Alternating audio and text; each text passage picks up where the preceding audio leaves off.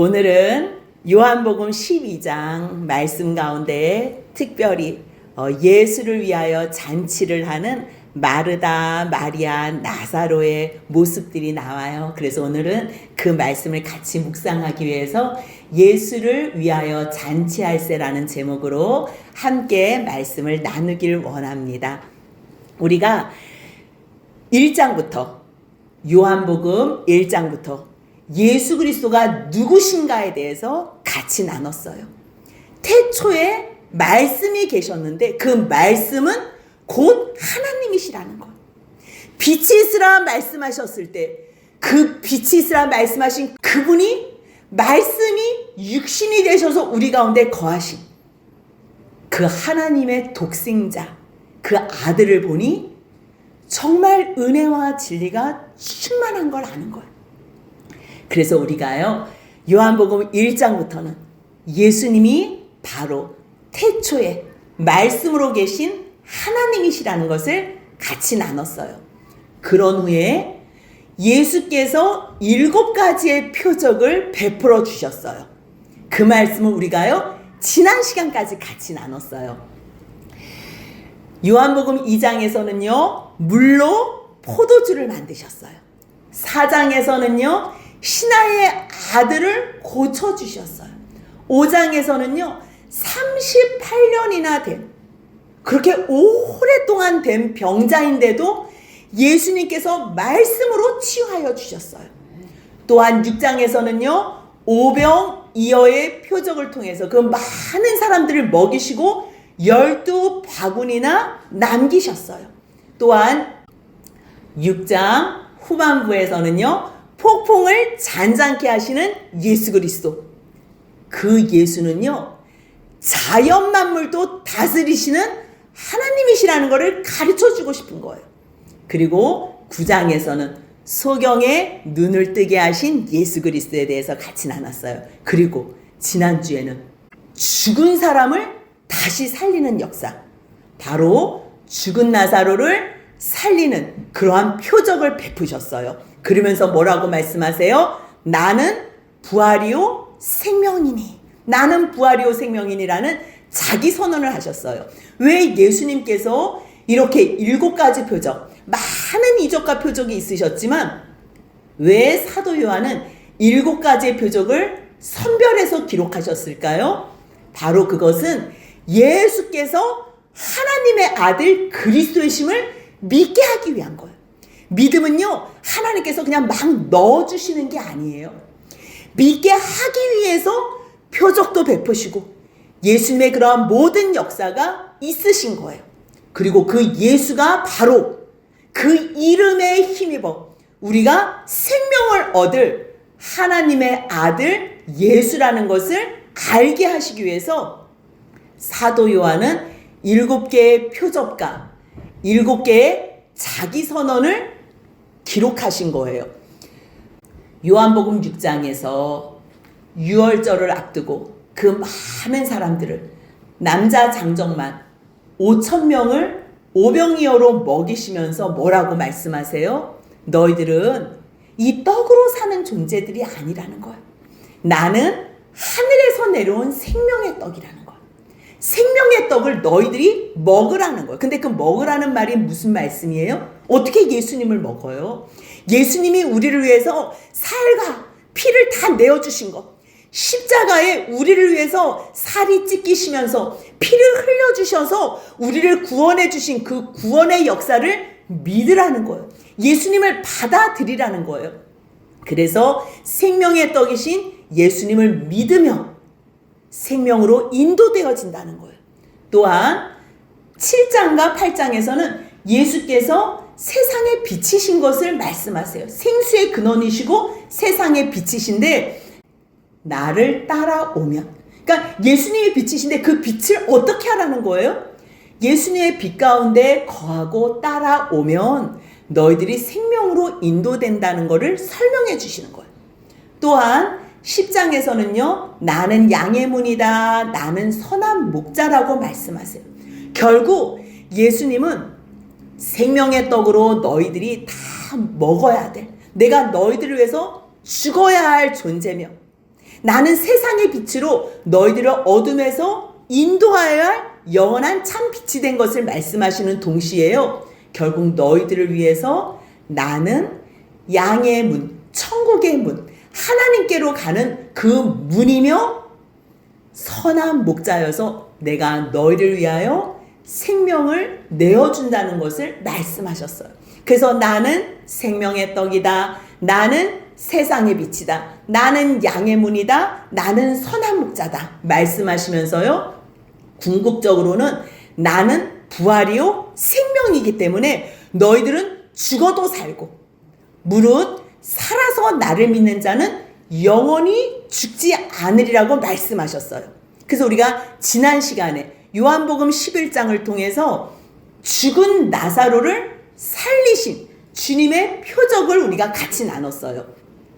주님께서 나사로를 살리셨는데 그때 11장 2절에 보면요. 이 나사로는 마리아와 마르다의 오라버니며 그리고 그 마리아를 설명할 때 11장 2절에서요. 이 마리아는 향유를 주께 붓고 머리털로 주의 발을 닦던 자라고 설명해줘요. 근데 그 설명했던 그 내용이 바로 오늘 이 본문에 나타나요. 그러니까 11장 12장은요. 어떠한 순서에 의해서 기록해놔요. 그런데 요한은 그때그때마다 요한복음을 쓴 게 아니잖아요. 그 일들이 다 있은 후에 시간이 많이 흘렀는데 예수님이 곧 오신다 그래서 곧 오시는 줄 알았어요. 근데 10년이 지나고 20년이 지나도 오시질 않는 거예요. 그러니까 예수님에 대한 생각이 흐릿해질 것 같으니까 많은 사람들이 예수에 대한 많은 복음, 굿뉴스, 예수님에 대한 많은 사적들을 기록했어요. 그런데 그 가운데서 요한이 예수님 옆에 가장 가까이 예수님의 일들을 가장 많이 본 제자잖아요. 그래서 마태복음, 마가복음, 누가복음이 기록됐지만 요한복음은 이들이 복음서를 잘 기록했음에도 불구하고 내가 만난 예수님, 그 예수님은 이 땅에 왕으로 오시고 종으로 오시고 사람으로 오셨지만 그분은 진정한 하나님이셨다. 하나님이신 그분이 하나님인 것을 내려놓으시고 이 땅에 사람으로 오셨다는 것을 설명해주고 가르쳐주고 싶었던 거예요.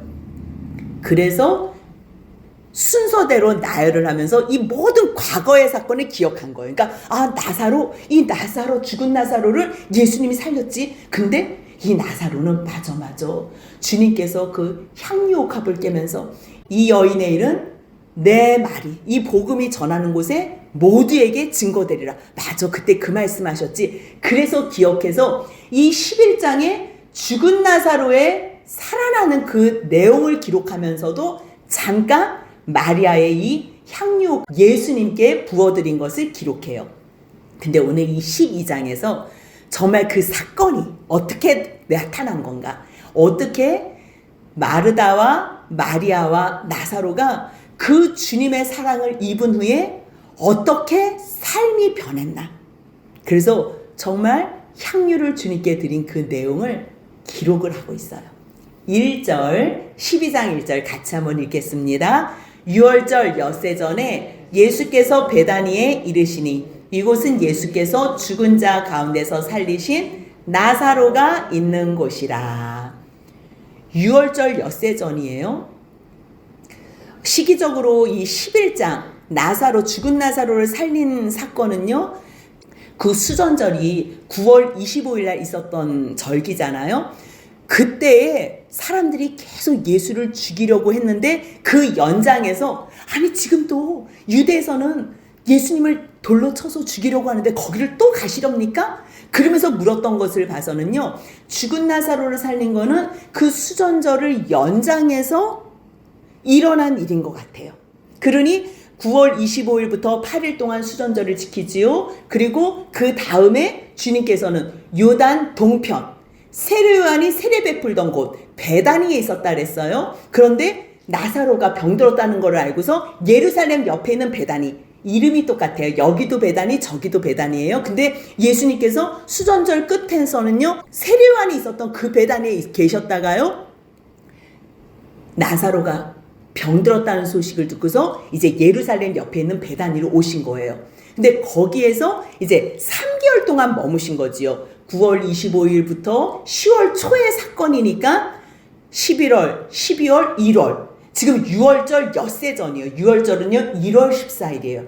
바로 이번 6월절에 예수님이 십자가에 죽으시는 그러한 제물 되셔서 하나님의 어린 양이 되셔서 죽으시는 그 사건이 있는 6월절이에요. 근데 그때 예수님이 베다니에 이르신 거예요. 어디 베다니라고 설명해줘요?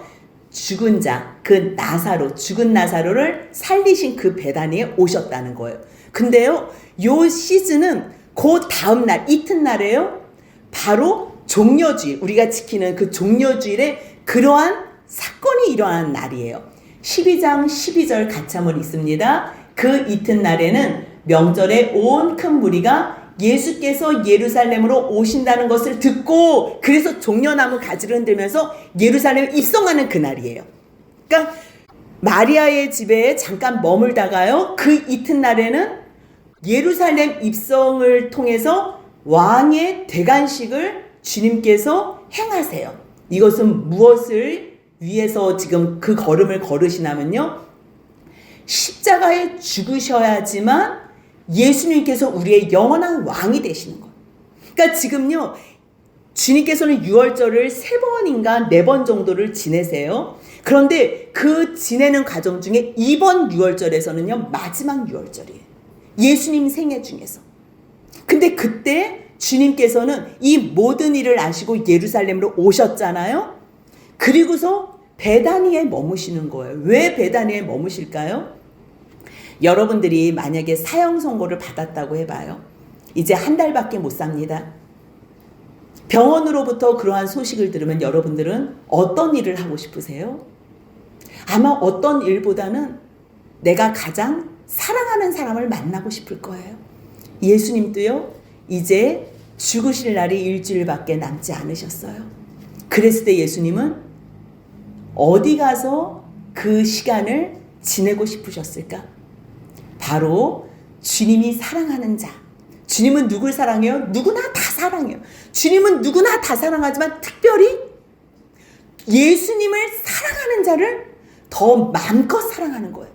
주님은 우리를 사랑하고 싶어도 우리가 귀찮아요. 우리가 불편해요. 우리가 부담스러워요. 그래서 주님은 우리를 마음껏 사랑하실 수 없어요.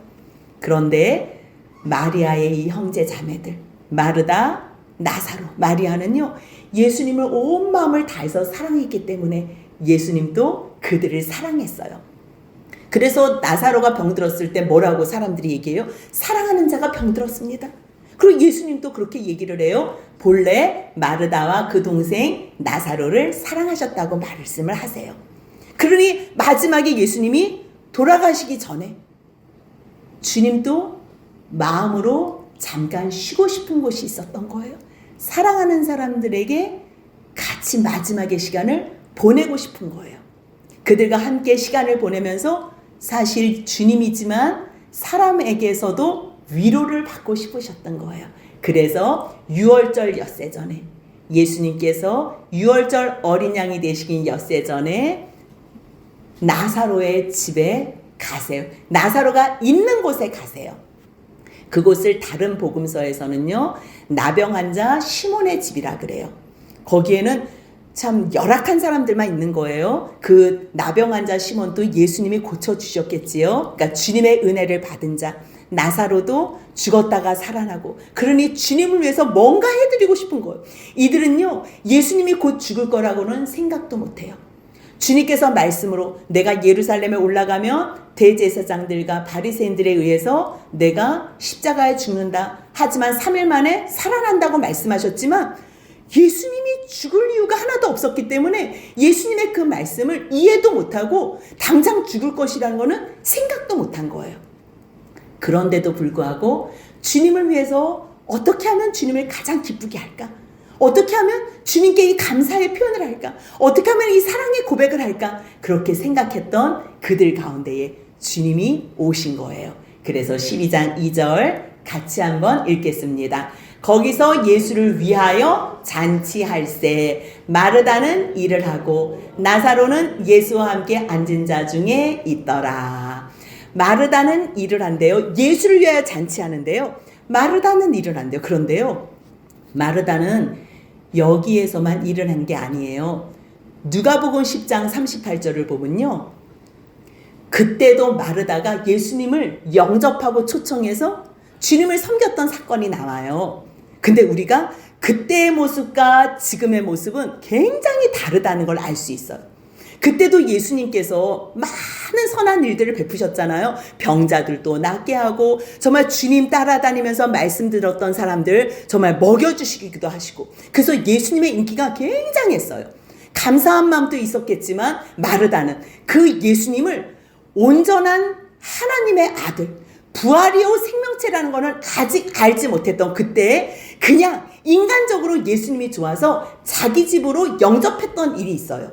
근데 그때는요, 마르다가 자기가 예수님을 영접했으면 자기가 예수님을 섬기면 되잖아요. 근데 자기가 영접해놓고서 주님이 말씀 전할 때에 마리아가 그 예수님 발치에서 말씀을 듣는 거예요. 아니, 자기는 지금 막 예수님을 섬기기 위해서 막 분주한 거지. 음식도 만들어야 되고 청소도 해야 되는데, 마리아는 예수님 앞에서 말씀만 듣는 걸 보니까 그때 마르다의 상황에서는 화가 난 거예요. 그래서 누가복음 10장 40절을 보면요, 마르다가 예수님을 꾸짖어요. 아니, 예수님이 좋아서 영접해놓고선 불평을 쏟아놔요. 한번 같이 읽어볼까요? 40절입니다. 마르다는 준비하는 일이 많아 마음이 분주한지라 예수께 나아가 이르되, 주여, 내 동생이 나 혼자 일하게 두는 것을 생각하지 아니하시나이까? 그를 명하여 나를 도와주라 하소서. 아니, 주님이 좋아서 자기가 대접하고 영접했으면 자기가 할 수 있는 본분만 다 하면 되는 거예요. 근데 하다 보니까 막 너무 힘들고 지치는 거예요. 그래서 짜증이 나는데 마리아는 예수님 옆에서 말씀만 듣고 있으니까 안 되겠다. 그래서 예수님한테 막 뭐라 그래. 명해서 나를 도와주라고 하라고. 근데 주님은 마르다도 마리아도 다 사랑하신 거예요. 그들의 역할과 은사가 있기 때문에 그들의 역할대로 감당하면 되는 거예요. 그래서 주님이 뭐라 그러시나? 마르다야, 마르다야, 너가 많은 일로 염려하고 근심하는구나. 그렇게 할 필요 없어. 내가 너에게 준 역할, 은사 그냥 감당할 만한 그만큼만 하면 돼. 너가 그거를 지나치게 하면 이렇게 불평하게 되는 거야. 한 가지만 해도 좋게. 나는 뭐가 필요한 사람이 아니야. 나는 너의 마음과 사랑이면 충분해. 주님은요, 우리에게 뭐가 필요하신 분이 아니에요. 너가 나를 영접했어? 그럼 너가 할 수 있는 것만 해. 누가 한다 안 한다 불평할 필요 없어. 마리아는 그냥 내 옆에서 말씀 듣는 게 좋아서 마리아가 여러 가지 중에서 선택했다면 이 한 가지를 선택했어. 자기가 선택한 거야. 다 각자 자기가 선택한 거는 어느 누구한테도 빼앗기지 않을 거야. 왜요? 그것은요, 주님이 주신 은사기 때문에 그것을 감사함으로 감당하면 되는 거예요. 근데 이때는 마르다가 불평이 있었어요. 막 예수님을 나무라면서 가르치기도 했어요. 근데 오늘은 분위기가 달라요. 똑같이 일을 하는데요, 그냥 마르다는 일을 해요. 근데 왜 일을 하지요? 누구를 위해서 일을 하는 거지요? 예수를 위해서 하는 거예요. 예수를. 전에는요, 자기가 좋아서 부르고 자기 기분에 자기 생각으로 예수님을 초청했어요. 근데 자기 생각과 맞지 않으니까 짜증내고 자기가 불평이 있었지만, 지금은 이 모든 사건, 그때 주님이 너 한 가지만 해 그랬던 말, 얼마나 많은 생각을 했겠어요. 그리고 또 나사로, 죽은 나사로를 살려줬잖아요. 정말 예수님이 부활이요 생명이라는 것을 보고 믿게 된 거예요. 그러니까 그 주님을 너무너무 사랑하게 된 마르다는요, 주님을 위해서 온 마음을 다해서 일을 하고 싶었던 거예요. 그래서 그때도 일을 하고 지금 또 일을 했지만, 그때는요 억지로 한 거라면 지금은 온전히 기쁜 마음으로 자원하면서 한 거예요. 그렇기 때문에 이 마르다는 일을 하고여도 이 일은요, 예수님 앞에, 하나님 앞에 예배가 되는 거예요. 그렇다면 나사로는 뭘 하고 있나요? 예수와 함께 앉은 자 중에 그냥 있어요. 근데 우리는 어머 마르다가 일어나는데 왜 나사로는 돕지 않고 저렇게 혼자 앉아있지? 예수와 왜 같이 앉아있지? 근데 나사로도 지금 최고의 예배를 드리고 있는 중이에요. 왜냐하면요 12장 9절 10절 11절을 보면요 죽은 나사로를 살린 것 때문에 많은 사람들이 믿어요. 그래서 유대인들 대제사장들이요 나사로까지 죽이겠다고 지금 모의하고 있는 거거든요. 예수님이 죽은 나사로를 살린 걸로 많은 사람들이 따르고 믿기 때문에 지금 나사로도 죽이자고 모의가 떨어진 걸 알아요. 아는데 예수님과 함께 한다? 이것은요 자기 생명을 지금 다 내놓은 상태예요. 왜요? 나 죽었다가 살아났어. 누가 살렸어? 사람들이 물으면 이 예수 그리스도께서 살려주셨어. 이것이요 죽음을 담보한 자기 부인의 현장이라는 거예요. 그래서 나사로가 지금 예수와 함께 앉아있지만 나사로도 하나님 앞에 자기 생명을 담보해서 예배를 드리고 있는 중이에요. 그렇다면 마리아는 뭘 할까요? 마리아는 지극히 비싼 향유, 그 향유를요 예수의 발에 부으면서 자기 머리털로 그의 발을 닦는 현장을 보여주세요. 이 향유를 주님 앞에 부은 게요 마리아는요 그냥 예수님을 사랑해서 예수님을 위해서 무엇을 해드릴 수 있을까? 그래서 이 일을 행한 거예요. 그런데 주님은 이 일이 어떤 일이라고 말씀하세요? 나의 장래의 나를 위해서 하는 거래요. 그래서 그냥 그를 건들지 말라고 말씀하시거든요. 그렇다면 마리아가 예수님의 장래를 알지 못했을 텐데 어떻게 이러한 장례를 예비하는 향유옥합을 깨서 기름을 부어드릴 수 있었을까요? 아까 왜 각각 은사라 그랬잖아요. 마르다는요 일하는 은사예요. 그 은사가 일하는 은사. 그러니까 일을 하면서도 그것이 예배가 될 수 있어요. 죽은 나사로는요 다시 살아나서 예수님 옆에 있는 그 현장, 자기가 나 죽었다가 살아났어요. 예수님이 죽은 나에게 나사로야 일어나라 그래서 나오라고 말씀하셔서 내가 나왔어요. 그렇게 말하는 현장, 그게 자기의 사명이고 사역이에요. 그렇다면 마리아는요 늘 예수님 발치에서 말씀을 들었잖아요. 말씀을 들으면요 성령님이 마리아 심령 가운데 충만하게 돼요. 그러면 예수님을 위해서 어떻게 할까? 얼마나 많은 기도를 했겠어요. 하나님 예수님을 위해서 뭔가 해드리고 싶은데 무엇을 어떻게 할까요? 그랬을 때요 성령님이 감동을 주시는 거예요. 성령님이. 그랬을 때 상상할 수 없는 최고의 예수님의 장례를 준비하는 그 현장에 마리아가 있게 되는 거예요. 그러기 때문에요 시편 119편 105절 보면요 주의 말씀은 내 발의 등이요 내 길의 빛이라는 거예요. 나는 알지 못하지만 이 말씀 가운데 날마다 귀 기울이고 들으면요 성령님께서 우리의 삶을 한 걸음 한 걸음 인도해 주신다는 거예요. 그래서 예수님이 6일 후에 죽으실 거를 알지 못했지만 주님을 위해서 뭔가 해드리고 싶었을 때, 하나님 앞에 기도로 나갔을 때, 날마다 말씀으로 충만했을 때 정말 예수님의 장례를 준비하는 이 엄청난 이 영광스러운 자리에 있게 되는 거예요. 말씀을 아는 자는요 자기도 모르는 상황 가운데 예수님의 장례를 준비하며 그 지극히 비싼 향유 곧 순전한 나다 한 근을 가져다가 예수의 발에 부어요. 그런데요 똑같은 상황에서 아니 예수님을 더 따른다고 예수님을 더 사랑하고 예수님을 위해서 인생을 드린다고 하는 그 제자들은 어떤 줄 아세요? 모두가 다 화를 내면서 분노하면서 왜 이것을 허비하냐 그래요. 근데 그 가운데서 제자 중에 특히 그것을 제일 아까워하면서 분노했던 한 사람이 있어요. 누구래요? 예수를 잡아줄 가룟 유다가 제일 분개한 거예요. 그래서 뭐라 그랬대요? 이 향유를 어찌하여 300데나리온에 팔아서 가난한 자들에게 나눠주지 않냐고.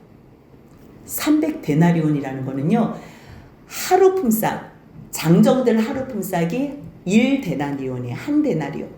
그러면 300일 동안 받은 싹 거의 요즘 하루 일당이 10만 원이라고 하면요 안식일 빼고 3천만 원, 거의 3천만 원의 돈을 그 가격의 향유를 예수를 위해서 쏟아 부으신 거예요. 근데 한 여인은 예수의 그 사랑에 감사해서 향유를 깨서 주님께 부어드렸지만 3년 동안 쫓아다닌 이 제자들은, 특히 가룟 유다는 그 돈이 아까워서. 예수님에게 섬기는, 예수님을 위해서 뭘 하는 거를, 그거를 거부하는 거예요. 그게 예수님에서 뭔가 한다? 그게 너무 싫은 거예요. 근데 이 모든 일이 끝난 다음에 사도 요한은 아는 거지요. 아, 그가 정말 가난한 사람을 위해서 말한 게 아니었구나. 그는 도둑이라서 돈계를 맡아서 그 안에 있는 거를 늘 훔쳐가려고. 그래서 이야기를 했던 거구나. 해석을 해주고 있어요. 근데 이 똑같은 말씀을 마태복음, 마가복음에서도 얘기해요. 마태복음에서는요, 한 여자가 매우 귀한 향유 한 옥합을 가져와서 식사하시는 중에 예수님의 머리에 부었다 그래요. 그러니까 마태가 본 거는요, 머리부터 본 거를 본 거예요. 근데 그때 제자들이 잠깐만, 저거 가지고 뭘 하는 거야? 그러면서 모두가 다 분개했다는 거, 모두가. 그래서 막 화를 냈다는 거죠. 어떤 의도로 이거를 허비하냐고. 이거를 비싼 값에 팔아 가난한 자들에게 주면 좋았을 텐데. 근데 그때도 예수님이 뭐라고 하세요? 너희 어찌하여 이 여자를 괴롭게 하느냐. 아니, 여자가 뭘 잘못해요? 그 사람들 거 뺏어서 뭘 한 게 아니에요. 자기 걸로 한 거라니까요. 자기가 예수님 사랑해서 가장 소중한 거, 아마 결혼지참금으로 준비해 놓은 것일 수도 있지요. 자기의 생명보다 더 아까운 그거를 주님을 그토록 사랑한다고 표현하기 위해서 한 건데, 여러분 한번 이 두 부류를 한번 비교해 보세요. 마리아가 예수님을 더 사랑하세요? 아니면 가난한 자를 막 운운하면서 예수님을 위해서 이렇게 한다는 것을 화나고 분노하는 이 제자들이 예수님을 더 사랑하세요? 우리는 그냥 말로만 들어도 알겠어요. 마리아가 예수님을 사랑하는 거예요. 제자들요, 말로만 사랑하지 아까운 거예요. 예수님을 위해서 뭘 한다는 게 속이 상한 거예요. 예수님은 우리를 위해서 뭔가 해주셔야 될 분이지 왜 우리가 예수님을 위해서 해줘? 개념 자체가 없는 거예요. 그러니까 주님이 뭐라 그래요? 그가 내게 좋은 일을 했으니 내 장래를 위하여 한 거라고 얘기를 해요. 마가복음에서도 똑같이 얘기를 해요. 모든 사람들이 다 화를 나는데 그 가운데서도 어떤 사람이 특별히 화를 냈다는 거죠. 그게 바로 가룟 유다예요. 근데 이 여인은요, 아무 말도 안 하고 자기가 하던 일을 계속해요. 머리부터 시작했는데, 머리부터 이제 제자들이 화내고 분노하기 시작했잖아요. 근데 그 향유가 다 흘러서, 몸에 흘러서 바로 발까지 다 적실 때까지. 그래서 사도 요한은 머리뿐만 아니라 발까지 흘러내린 그 향유, 그 마지막에 우리를 위해서 그 십자가 골고다의 길을 가실 그 발에까지 향유컵을 다 깨서 기름 부어 자기의 그 머리털로 닦아낸 그러한 여인의 모습을 비교하고 있는 거예요. 참 말씀 안에 주님을 사랑하는 사람들은요, 이 길을 가요. 나는 생명의 떡이라 그러잖아요. 그 떡을 먹는다는 것은 뭐예요? 믿는 거예요. 너희가 생명의 빛을 따라 살래잖아요. 빛을 따라 사는 게 뭐예요? 그 말씀 안에 거하는 삶이잖아요. 예수님을 믿고 따르면서 그 말씀 안에 거하면 어떠한 역사가 일어난다는 거예요? 소경이 눈을 떠서 예수님 그 발 아래 부복하며 예배드리는 것처럼 정말 그 은혜와 사랑의 결과물이 오늘 이 12장에 나오는 거예요. 말씀을 아는 자는요, 주님을 사랑하고 주님을 위해서 뭐든지 해요. 일을 해도 주님을 위해서 하고, 예수님 옆에 앉아있어도 예수님을 위해서 하고, 그리고 향유컵을 깨도 예수님을 위해서 하는 거예요. 그런데 그 사랑을 알지 못하는 사람들은요, 3년을 쫓아다녀도 예수님을 위하는 이 현장 가운데요, 분노만 하는 거예요. 참 얼마나 안타까워요. 그래서 주님이 그래요. 가난한 자는 너희들과 늘 함께 있어. 하지만 나는 항상 있지 않아. 이게 마지막이 될지 어떻게 알았어요? 많은 유대인들도요, 나사로를 보기 위해서 많이 모였어요. 그리고 이러한 현장 가운데 이 모든 것들을 본 사람, 주변에 많은 사람들이 있었겠지요. 그런 시간이 마지막이라는 거는요, 어느 누구도 몰랐어요.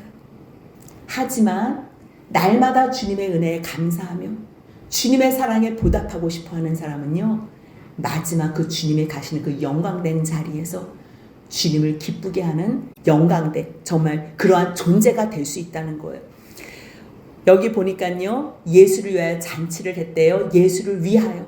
마르다는 일을 하고요, 나사로는 예수와 함께 앉았고요, 마리아는 그 향유로 주님을 온 마음을 다해서 섬겨요.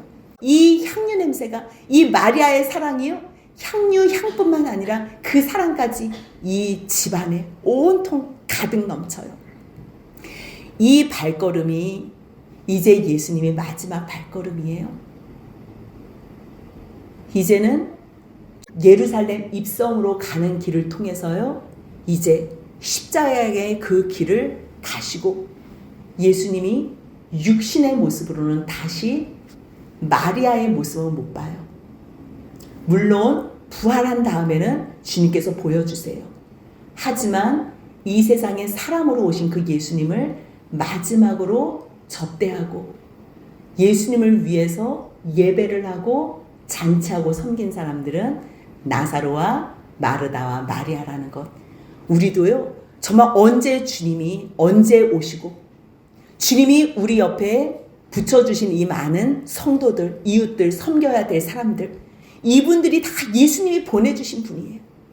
예수님이 우리와 함께 하시고 싶은데 지금 육신으로 함께 하실 수 없으니까 이들을 통해서 하나님의 사랑을 알고 주님을 섬기라고, 주님의 사랑을 전하고 섬기고 순종하고 희생하며 다 나타내라고. 그래서 주변에 주신 이 성도들, 이웃들, 그래서 주님이 뭐라 그래요? 너희 그리스도를 경외해? 그리스도를 정말 사랑해? 그렇다면 피차 복종하면 돼. 그 에베소서 5장 22절 이후의 말씀이 뭐예요? 아내와 남편, 자녀와 부모, 종과 상전. 결국 주님께서 붙여주신 우리 가운데에 너희가 정말 그리스도를 경외한다면, 주님은 보이지 않을까 우리가 섬길 수 없어요. 그렇다면 똑같이 누구를 사랑하라는 거예요? 옆에 있는 주님이 보내주신 이웃들, 내 가족, 내 형제, 우리 성도들을 사랑하라는 거예요. 결국 이 일이 마쳐진 후에 주님은 예루살렘으로 올라가세요. 그 이튿날 명절에 많은 사람들이 종려나무 가지를 가지고서 호산나 찬송하리로다, 주의 이름으로 오시느니 곧 이스라엘 왕이라고 왕이 대관식을 하세요. 예수님이요, 정말 로마의 압제에서 이스라엘을 구원해내줄 그러한 다윗의 자손으로 온 그리스도인 것을 믿어요. 그리스도라는 것이요, 왕, 제사장, 선지자의 의미가 들어가 있지만요, 특별히 왕, 그리스도가 왕이라는 거예요. 그래서 예수님이 예루살렘 성에 입성하시는 거예요.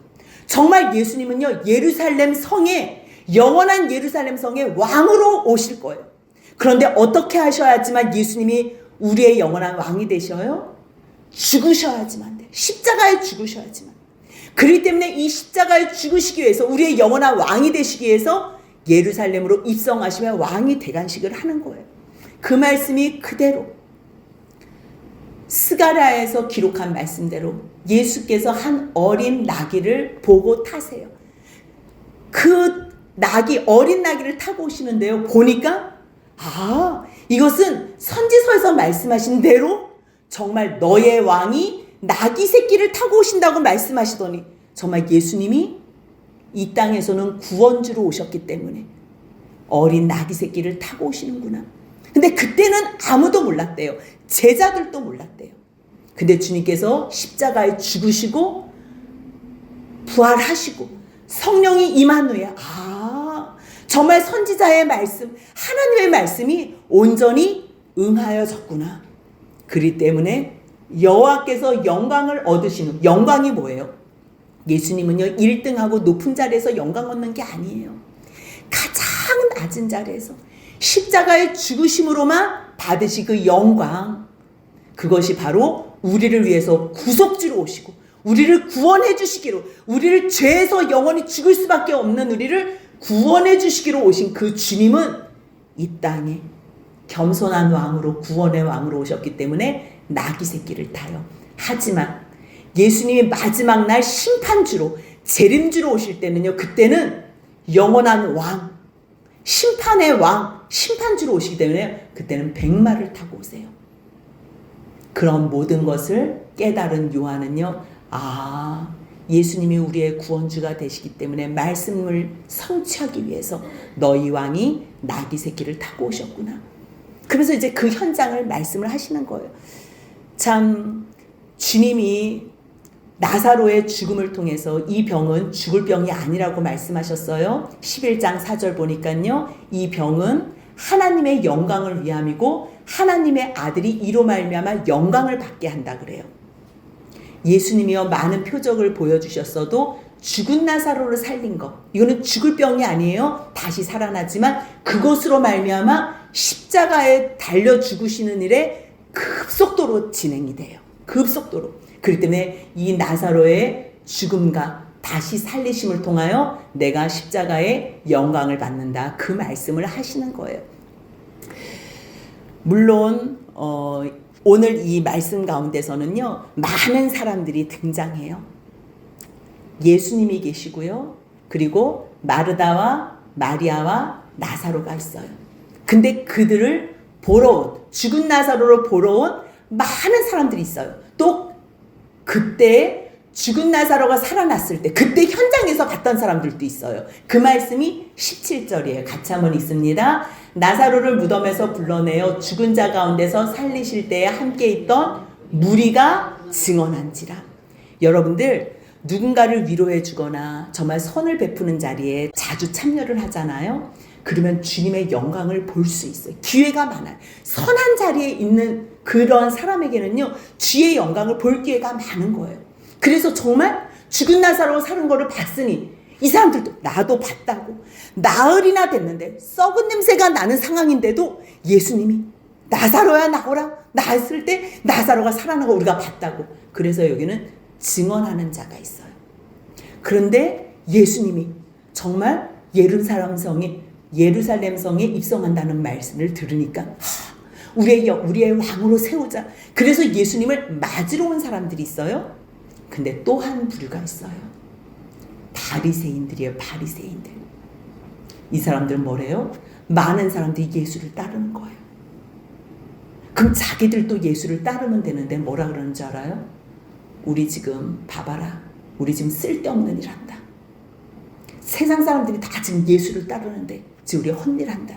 그러면 자기들이 예수를 죽이려고 이 쓸데없는 일을 하면 어떻게 하면 돼요? 회개하고 나오면 돼요. 근데 이들은 회개하지 않아요. 그냥 예수의 모든 일들을 비방만 하고 옆에 있는 사람의 하는 일을 그냥 비방만 하는 거지요. 좋은 대안을 제시해 주지 못해요. 그런데 그 죽은 나사로가 살아난 그 현장에서 본 사람들, 증언자가 되고요. 증언한 사람들이 예수님을 맞이하러 왔을 때 최종 목적은 이것으로 끝나는 게 아니에요. 우리는 예수님을 보고 증언도 할 수 있어요. 그러한 예수님을 이 세상의 임금 삼기 위해서 왕으로 호산나 다윗의 자손이요 찬양을 할 수도 있어요. 하지만 진정한 그 주님의 사랑을 아는 진정한 예배자의 모습은 어떤 모습이에요? 12장 2절 3절 같이 한번 있습니다. 거기서 예수를 위하여 잔치할세 마르다는 일을 하고 나사로는 예수와 함께 앉은 자 중에 있더라. 마리아는 지극히 비싼 향유 곧 순전한 나드 한 근을 가져다가 예수의 발에 붓고 자기 머리털로 그의 발을 닦으니 향유 냄새가 집에 가득하더라. 아멘. 오늘 이 12장 이 말씀이 앞부분의 말씀이요. 이 요한복음 1장부터 11장까지의 최종 결론이에요. 어떻게 해요? 그 예수님이 하나님의 아들 그리스도이심을 믿게 하려 했을 때 내가 생명의 떡이다. 내가 생수의 근원이다. 내가 세상의 빛이다. 나는 양의 문이다. 내가 선한 목자다. 나는 부활이요 생명이라고 말했을 때 그때 그 말씀 안에 믿고 따르고 행하고 거하는 사람들의 마지막은 어떤 모습이라는 거예요? 예배자의 모습이라는 거예요. 하나님께서 가장 기뻐하시고 하나님께서 그 가운데 거하시며 쉬실 수 있는 그러한 교회라는 것. 오늘 이 말씀을 통해서요. 우리는 믿음은 한 번에 자라나지 않아요. 과정이 있어요. 절차가 있어요. 견딤이 있어요. 죽음이 있어요. 하지만 죽음 위에 예수님을 붙잡았을 때 죽은 후에도 다시 살아나는 역사가 있다는 걸 믿을 때 주님은 그들 가운데 쉬시고 그들을 더욱 사랑하시고 그들을 영원까지 이제는 살았다 죽었다 다시 죽었다 살았다 그 정도의 존재가 아니라 영원한 부활체로 영광의 하나님의 나라에서 함께 한다는 거 기억하시며 이 땅에서 말씀이 들릴 때요 그 말씀을 무시하지 마세요. 그 말씀 우리를 한 번의 믿음으로 인도하진 않아요. 하지만 날마다 시와 찬미로 예배하고 찬양하고 감사할 때 성령으로 충만하게 돼서 주님의 뜻 안에서 주님을 기뻐하게 하는 예배자가 된다는 거 기억하시며 하나님 안에서 그렇게 믿음이 자라나는 저희 모두가 되시길 주님의 이름으로 축복합니다. 아멘.